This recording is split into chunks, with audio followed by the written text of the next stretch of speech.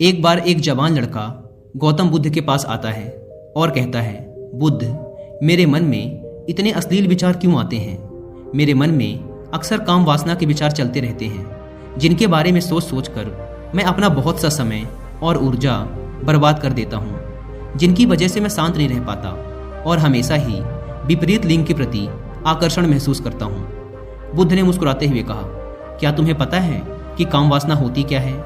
लड़के ने कहा, बुद्ध, मुझे ये तो नहीं पता कि काम वासना का मतलब क्या है, लेकिन ये जो कुछ भी है बहुत बुरी है। बुद्ध ने कहा, सबसे पहले तो तुम ये समझो कि प्राकृतिक रूप से जो भी हमारे अंदर है वो बुरा नहीं है। हमारे जीवन में उसकी कुछ न कुछ जरूरतें हैं। वासना एक प्रकार की भावना है जो हमें किसी न किसी चीज़ की कमी का एहसास दिलवाती है। फिर हम उस कमी की पूर्ति के लिए उस चीज़ की तरफ आकर्षित होना शुरू कर देते हैं। जैसे अगर किसी के पास धन की कमी है तो उसके अंदर धन के प्रति आकर्षण यानी धन की वासना उत्पन्न हो जाएगी। तो वासना कुछ और नहीं बल्कि एक प्रकार की कमी, एक प्रकार की जरूरत का एहसास है।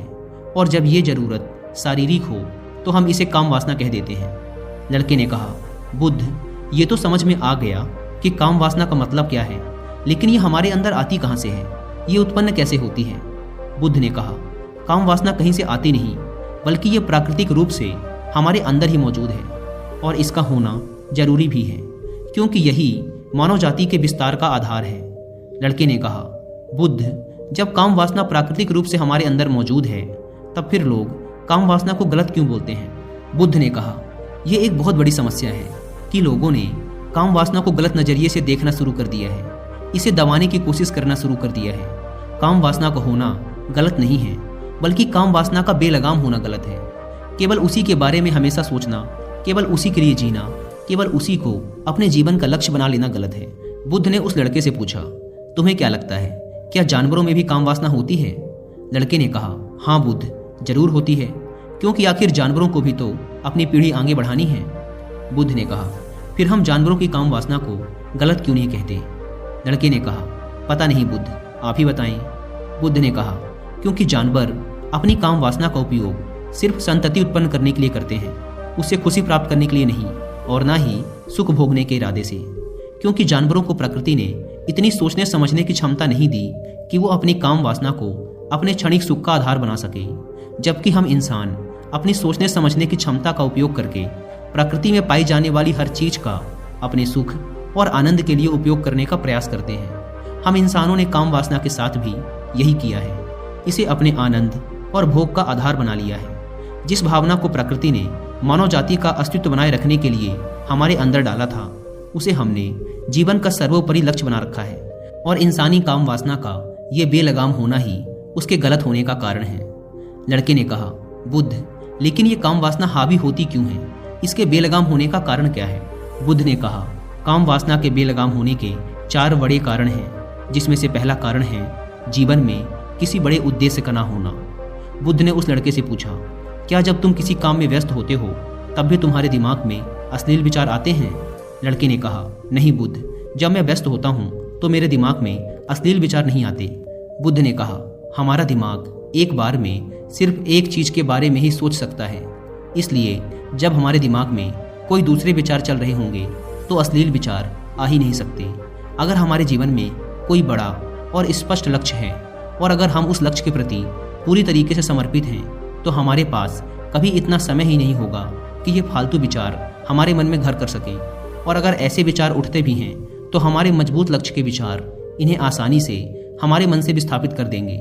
लेकिन असल समस्या ये है कि अधिकतर लोगों के पास एक मजबूत और स्पष्ट लक्ष्य की कमी है। दोस्तों, अगर आपके जीवन में भी एक स्पष्ट और मजबूत लक्ष्य नहीं है और आप इसे बनाना चाहते हैं, लेकिन आप अपनी जिंदगी के पर्पस को लेकर कंफ्यूज हैं, तो इस डिसीजन को लेने में आपकी हेल्प करेगी ये बुक, जिसका नाम है फाइंड योर वे। अगर आपके पास इस बुक को पढ़ने का टाइम नहीं है तो आप हिंदी में इस बुक की बुक समरी भी सुन सकते हैं कुक्कू एफएम ऐप पर। कुक्कू एफएम इंडिया का leading and fastest growing audio book platform है, जहां पर आप एक बुक से भी कम की कीमत पे करके हजारों बुक्स को ऑडियो फॉर्मेट में सुन सकते हैं, वो भी अपनी मनपसंद लैंग्वेज में। नॉर्मली इसके 1 साल का सब्सक्रिप्शन पड़ता है 399 रुपीज़ का, लेकिन इस समय कुक्कू एफएम पर अप्रैल एंड सेल चल रही है, इसलिए आपको इसके 1 साल का सब्सक्रिप्शन पड़ेगा सिर्फ 199 रुपीज़ में, अगर आप यूज़ करते हैं कूपन कोड अप्रैल 50। लेकिन यह कूपन कोड फर्स्ट में रात 12 बजे तक ही वैलिड है। अगर आप इस ऐप को डाउनलोड करना चाहते हैं तो ऐप की link description and pin comment पर मिल जाएगी। बुद्ध ने कहा, काम वासना के बेलगाम होने का दूसरा कारण है समाज के द्वारा इसे गलत बताकर दबाए जाने की कोशिश करना। लोगों के एक बड़े तबके ने कामुकता को हमेशा ही शक की नज़र से देखा है और इसका सबसे बड़ा कारण है कि हमने अपने यौन अंगों को शरीर के बाकी अंगों की तरह स्वीकार नहीं किया, जबकि हमारे यौन अंग भी हमारे बाकी अंगों जैसे हाथ, पैर, मुंह आदि के समान ही बस एक अंग हैं जो अपना काम करते हैं, जिसके लिए प्रकृति ने उन्हें बनाया है।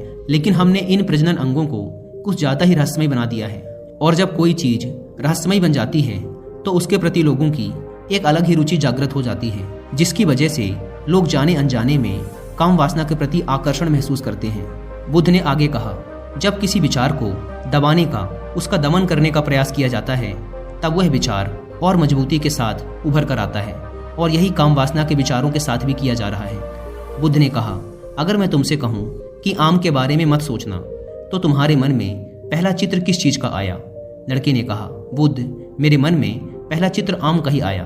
बुद्ध ने कहा, इसी प्रकार जब हम अश्लील विचारों को जबरदस्ती रोकने का प्रयास करते हैं तो वो और मजबूती के साथ हमारे अंदर उठते हैं। इसलिए कभी भी विचारों को दबाने की कोशिश ना करें। लड़के ने कहा, हाँ बुद्ध, ये तो मैंने भी महसूस किया है।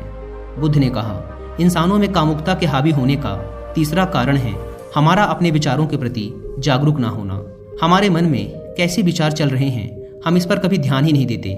हमारे मन में उठने वाले विचारों के बारे में एक अनोखी बात यह है कि जब हम किसी एक चीज़ के बारे में विचार करते हैं तो हमारा मन उसी से संबंधित और भी विचार हमारे सामने रखना शुरू कर देता है और फिर ऐसे ही हमारे मन में विचारों की एक श्रृंखला बन जाती है जिस पर हम उलझ कर रह जाते हैं। ठीक ऐसा ही होता है अश्लील विचारों के साथ।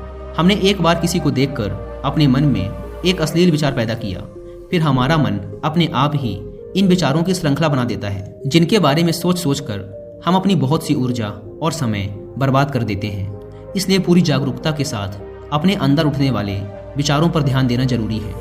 बुद्ध ने कहा, अश्लील विचारों के हावी होने का चौथा कारण है बुरी सोच और अश्लील विचारों वाले लोगों की संगति करना। कई बार ऐसा होता है कि कामुकता हमारे अंदर नहीं होती, लेकिन कुछ अश्लील लोगों के साथ रहने की वजह से ये हमारे अंदर हावी हो जाती है। लड़के ने कहा, हाँ बुद्ध, ये बात तो मैंने खुद महसूस की है। बुद्ध ने कहा, इसलिए बुरे विचार वालों और अश्लील लोगों से दूरी बनाकर रखनी चाहिए। लड़के ने कहा, बुद्ध, ये तो समझ में आ गया कि कामुकता हावी कैसे होती है, लेकिन इसे हावी होने से रोका कैसे जा सकता है? बुद्ध ने कहा, सबसे पहले तो तुम ये समझो कि काम वासना की ऊर्जा को रोका नहीं जा सकता, इसे सिर्फ रूपांतरित किया जा सकता है। और इस ऊर्जा को रूपांतरित करने के दो तरीके हैं, पहला है प्रेम और दूसरा है ध्यान। जब हम सच्चे प्रेम में होते हैं तो हमारे अंदर के कामुकता की ऊर्जा हमारी खुशी और हमारे आनंद में परिवर्तित हो जाती है। लेकिन ज़्यादातर लोग शारीरिक आकर्षण को ही प्रेम मानते हैं, जो कि ऊर्जा का व्यय करता है, रूपांतरण नहीं। काम वासना की ऊर्जा को शरीर के अंदर ही रूपांतरित करने का सबसे सफल तरीका है ध्यान। ध्यान के माध्यम से आप अपने अंदर स्थित आनंद के उस केंद्र में स्थापित हो जाते हैं जिसके सामने दुनिया का हर भोग विलास फीका लगने लगता है। ऐसा नहीं है कि आप ध्यान में उतरने के बाद वो सब सोचने और करने में सक्षम नहीं होते, बल्कि आप उससे ऊपर उठ चुके होते हैं और फिर ये सब हरकतें आपको छोटी और बचकानी लगने लगती हैं। लड़के ने कहा, लेकिन बुद्ध, ध्यान की शुरुआत कहाँ से करें? बुद्ध ने कहा, सबसे पहले तुम खुद के साथ अकेले में समय बिताना शुरू कर दो, क्योंकि जो इंसान जिसके साथ सबसे ज़्यादा समय बिताता है वो उसको सबसे ज़्यादा जानने लगता है। और जब तुम खुद को जानना शुरू कर दोगे तो ये सारे भौतिक सुख तुम्हें छोटे लगने लगेंगे। और फिर एक दिन ऐसा भी आएगा जब तुम्हारे चाहे बिना तुम्हारे दिमाग में किसी भी प्रकार के विचार उठने बंद हो जाएंगे।